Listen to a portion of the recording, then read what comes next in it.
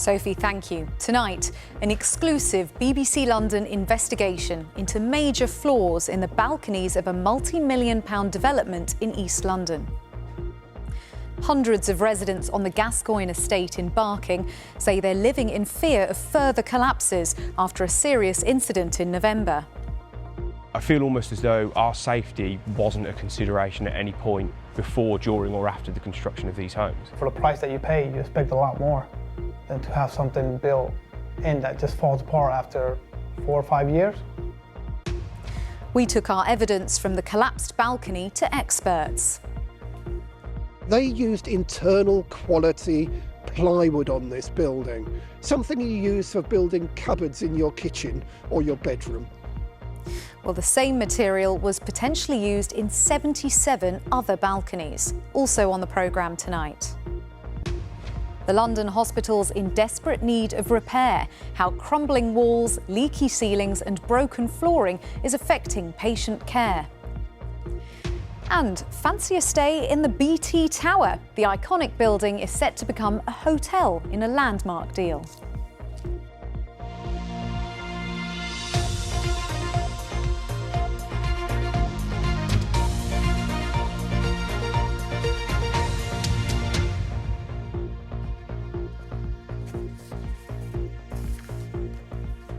Good evening, I'm Laxmi Gopal. Thanks for joining us.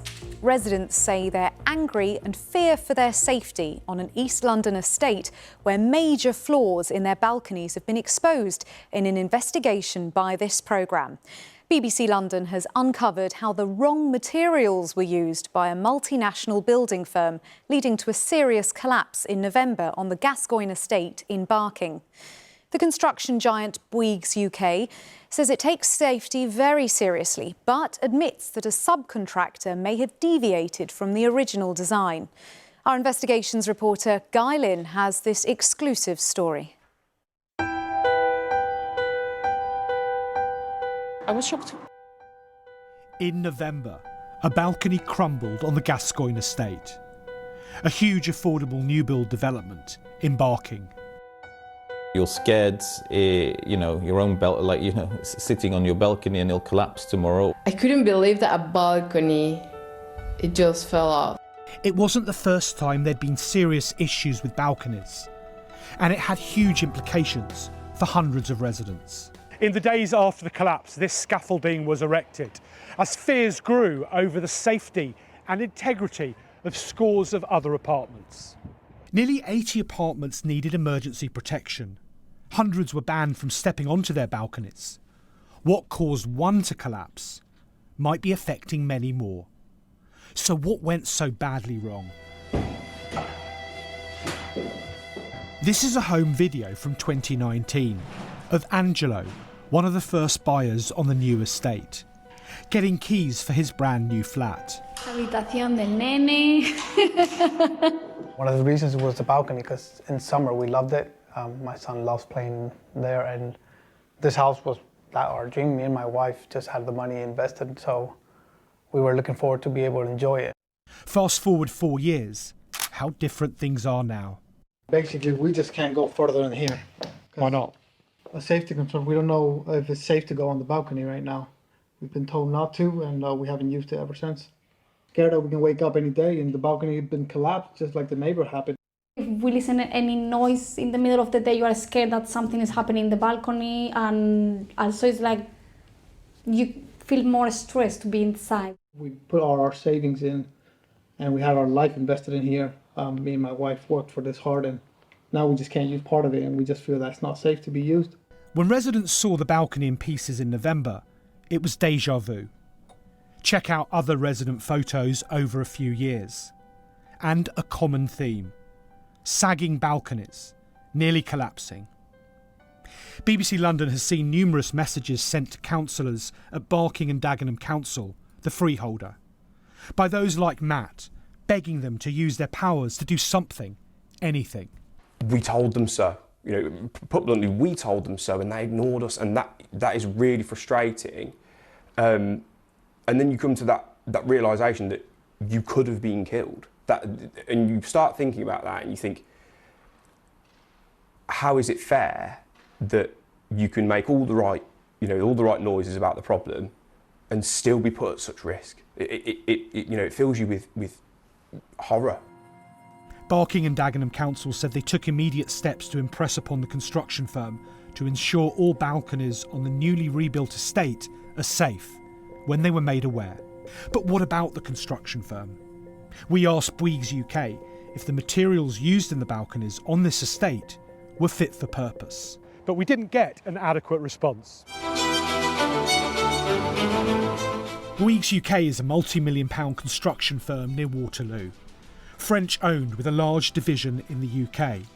They're experienced in constructing schools, offices, hospitals and housing projects like the Gascoigne estate, in a contract worth more than £40 million for Bouygues. In that pile of collapsed balcony rubble from the serious incident 3 months ago, some rotten wet wood, used to support tiles on the steel frame in potentially nearly 80 other balconies. We sent off samples to one of the UK's leading testing laboratories to check the wood's strength, durability and susceptibility to absorbing water. And one devastating conclusion. Should this wood have been used, in your view, in a balcony? Essentially, no. In terms of the wood itself, it's not a durable one, it shouldn't be outdoors. And in terms of the glue, it's very weak when it gets wet, so it also shouldn't be outdoors. So in summary, if that product came to me fresh and had never been outdoors, I would be saying that this should be used indoors only. So how worried would you be to know that that product was being used in balconies? I think that's quite a big fail on somebody's part.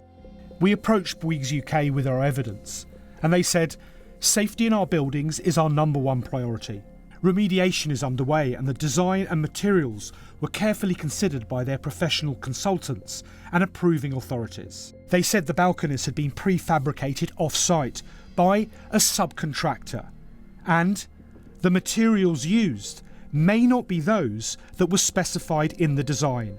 We take this extremely seriously.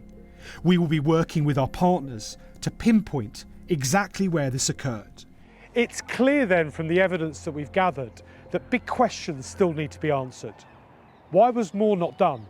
And how many other balconies out there might be affected? Bouygues said the balcony type was unique to this development, but didn't tell us how many other balconies were linked to the subcontractor, or if the same wood was being used anywhere else, in thousands of houses, offices, hospitals and schools they've built in the past. It was bound to fail. There's no way that would have lasted for many years. Bound to fail? Bound to fail. We showed our evidence to this building surveyor, one of the first to raise the alarm bells around the cladding scandal before Grenfell. Atrocious, unforgivable. It beggars belief how people can build shoddily using the wrong materials. They used internal quality plywood on this building, something you use for building cupboards in your kitchen or your bedroom. We're waiting for another disaster to happen. It may be on a much smaller scale than Grenfell, but deaths and injuries we are going to have because of the shoddy standard of materials and workmanship. It's a stroke of luck no one was injured or died in these near disasters that have hit this large estate. But it's all far from resolved. Nobody here knows when their flats will be safe again. Very upset, angry. I feel almost as though our safety wasn't a consideration at any point before, during or after the construction of these homes. We're just heartbroken, because you're not expecting something like that for a brand new building to have that kind of quality. Obviously, for the price that you pay, you expect a lot more than to have something built in that just falls apart after 4 or 5 years. One of the most shocking aspects of this story, the homes were new builds for people struggling to get onto the housing ladder. And many here are scared every night to stay in their homes. Well, Guy joins me now. Guy, there'll be many people in the capital who live in developments like Weaver's Quarter, built by Bouygues UK, who might be watching this from home wondering, how worried should I be? Yeah, absolutely. And I think the quote that really sums up the scale of this investigation is the one that we heard just before from Arnold Tarling. I think it's worth saying it again. They used internal quality plywood on this building, something you use for building cupboards in your kitchen or your bedroom. Now, Bouygues UK say that that potentially happened due to some kind of error in their supply chain with a subcontractor. Quite a big error though, isn't it? Now, we know that there are other housing developments that have been linked into Bouygues UK in London. We know there is one in Westminster, Stratford, and a number of other places. And of course, those watching may be very worried tonight. And we asked Bouygues UK about this, and they said, I quote, that the design of the design that we're talking about was unique to that development, so unique to Weaver's Court. But we came back to them and asked them two further questions. We said, putting aside the design, we wanted to ask Bouygues UK, are there any other balconies in London or indeed in the rest of the UK with the same problematic wood, the wood that we sent to the scientific analysis? If so, how many?